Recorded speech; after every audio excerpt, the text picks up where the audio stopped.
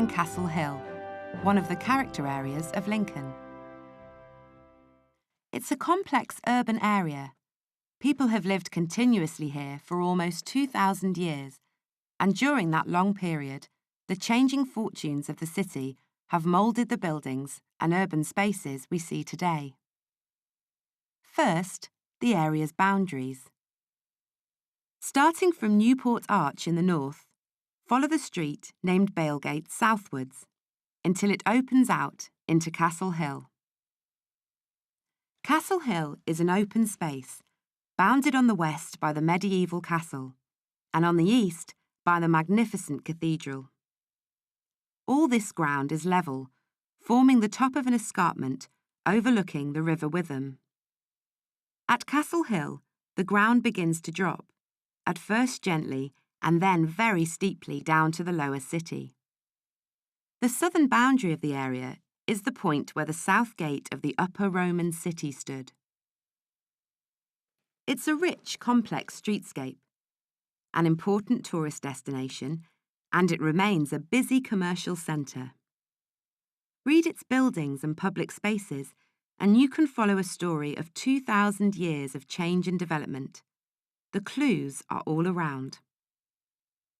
The story starts with the Romans. Newport Arch is one of the few Roman arches still standing in Britain, and the only one you can drive through. As it stands, it's just a piece of the impressive north gate of the walled city. It was built in the early 3rd century, sometime before Lincoln became the capital of one of the 4 provinces of Britain. To the north, the major Roman road of Ermine Street led out towards York. Southwards, this was the main north-south road through the city. The Forum lay slightly south and west of the gate, and there are several scattered remains of the Roman city to be discovered. From the 4th century, Britain's connections with Rome dwindled, and the population was left to its own devices. Although the city was never deserted, we have little evidence about what happened for the next few centuries. One exception is the site of St Paul in the Baile. It's open ground now, but until 1971, successive churches had stood on the site ever since the first one was built, possibly as early as the 5th century. The coming of the Normans brought new energy to the city. William the Conqueror built a castle here to take advantage of Lincoln's position and connections, and also of the Roman walls, which were still defensible in the 11th century. The area within those walls, which we know today as the Bailgate and Castle Hill, became in effect the outer bailey of the castle, hence the name Bailgate. The area became crowded and busy, the land being divided into burgage plots, the outlines of which still survive. A burgage plot was a rental property in a medieval town, owned by a lord or the king and let out to individual tenants. The shape of such a plot was typically of a long, narrow piece of land, with a house fronting the street. All along Bailgate, this division of land into long, narrow plots persists. Lincoln flourished from the Norman conquest until the middle of the 14th century, mainly thanks to the wool trade. There survive from this period some stone-built houses, though all show signs of later rebuilding. Within the area, you can also see examples of the substantial houses built by merchants in the following 15th and 16th centuries. Lee Pemberton House, which dates from 1543, is a good example. Buildings of this date are often of timber frame construction and can be easily identified by a slightly projecting first floor, for example. This is true even when the timbers are concealed under later surfaces. Roman Lincoln was a regular grid of dead straight streets. We can see that Bailgate, for example, follows the general line of the Roman north-south Main Street.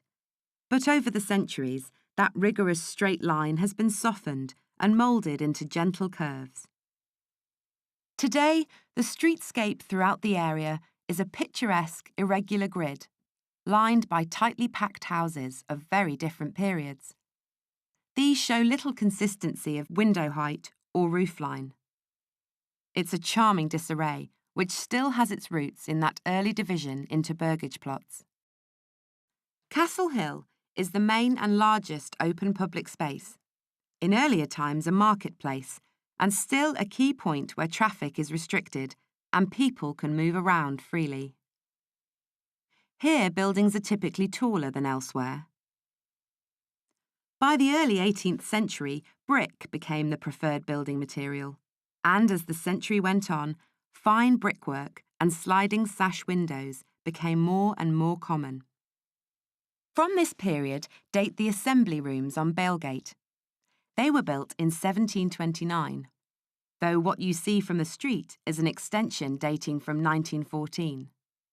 The original rooms, which can still be seen at the back, were built to provide a venue for dances and social events.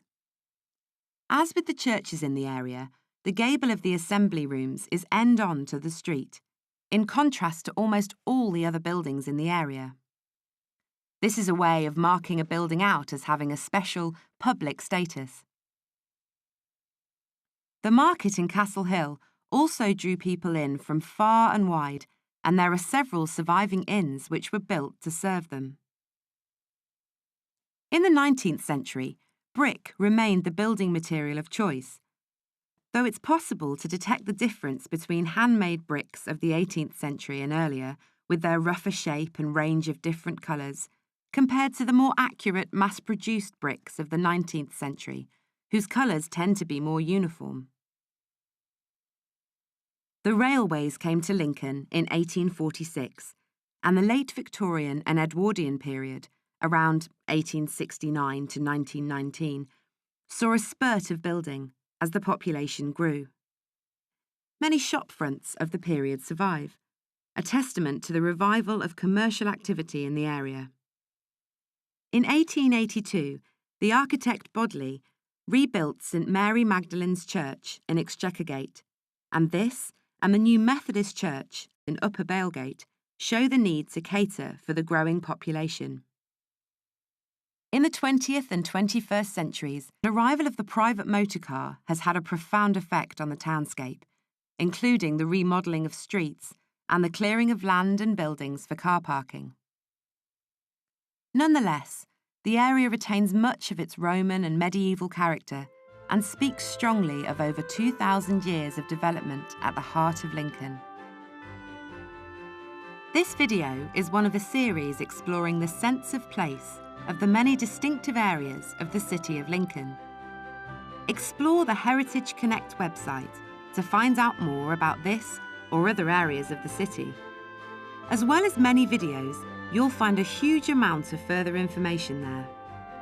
But best of all, wherever you are, keep your eyes open for more clues to the city's fascinating history.